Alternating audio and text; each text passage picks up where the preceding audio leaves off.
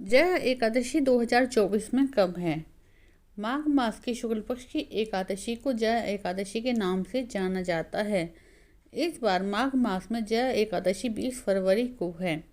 एकादशी व्रत का आरंभ सूर्योदय से होता है, इसलिए अगले दिन द्वादशी तिथि को समाप्त होता है।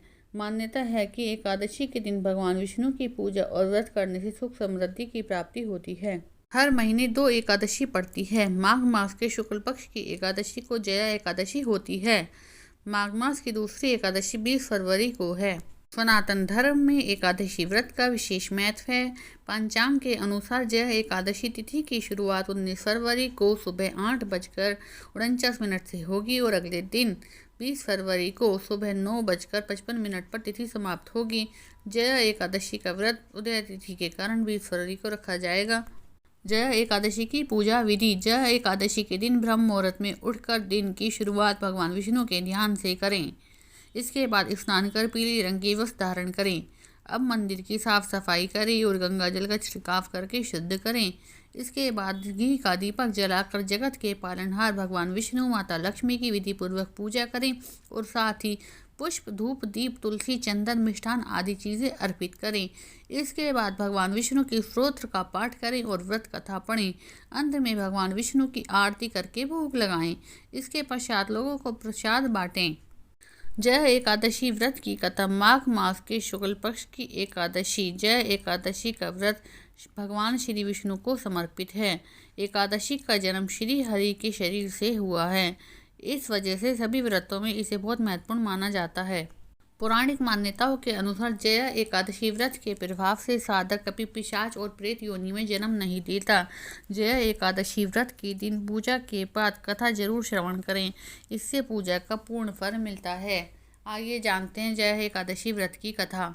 कथा के अनुसार धर्मराज युधिष्ठिर ने एक बार श्री कृष्ण जी से जया एकादशी व्रत का महात्म्य जाना।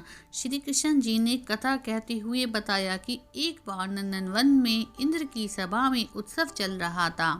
इस सभा में देवतागण और ऋषि प्रफुल्लित होकर उत्सव का आनंद ले रहे थे। उत्सव में गंधर्व गान गा रहे थे और अप्सराएं नृत्य कर रही थी। इन्हीं में से एक गंधर्व था माल्यवान। वहीं एक सुंदर नृत्यांगना थी जिसका नाम था पुष्यवती। उत्सव के दौरान पुष्यवती और माल्यवान एक दूसरे पर मोहित हो गए और सभी की उपस्थिति में वे अपनी मर्यादा भूल गए। फिर इंद्र ने उनको पिशाच योनि में जन्म लेने का श्राप दिया। पुष्यवती और माल्यवान के इस कृत्य से देवतागण और ऋषि असहज हो गए। इसके बाद देवराज इंद्र भयंकर क्रोधित हो उठे। इंद्र ने दोनों को श्राप दे दिया कि वह स्वर्गलोक से निष्कासित करके मृत्यु लोक पर पिशाच योनि में निवास करें। श्राप के बाद पुष्यवती और माल्यवान पिशाच योनि में दुख भोगने लगी। प्रेत योनि में दोनों का जीवन बहुत कष्टदायक हुआ। माघ मास के शुक्ल पक्ष की जया एकादशी का दिन आया। इस दिन दोनों को सिर्फ फलाहार ही खाने को मिला।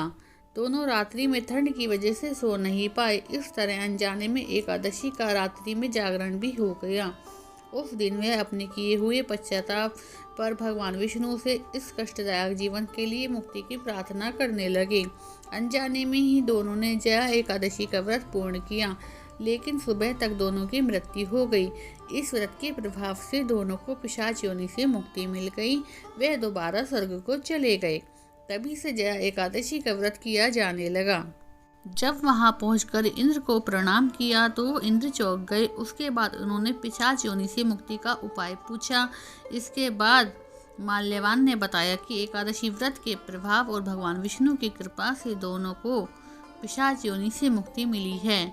इसी प्रकार जो एकादशी का व्रत रखता है और जो जया एकादशी का व्रत रखता है उसे मोक्ष की प्राप्ति होती है। बोलो जया एकादशी महारानी की जय हो, विष्णु भगवान की जय हो। जया एकादशी का महात्म्य। जया एकादशी को भीष्म एकादशी, भूमि एकादशी के नाम से भी जाना जाता है। पद्म पुराण में बताया गया है कि इस एकादशी के व्रत के प्रभाव से अमोघ फल की प्राप्ति होती है और सभी पाप धुल जाते हैं। इस व्रत में भगवान विष्णु माता लक्ष्मी की पूजा करने से सुख समृद्धि की प्राप्ति होती है और हर कार्य में सफलता प्राप्त होती है। माघ मास की इस एकादशी के दिन पवित्र नदियों में स्नान करने और दान पुण्य करने से वैकुंठ लोक की प्राप्ति होती है।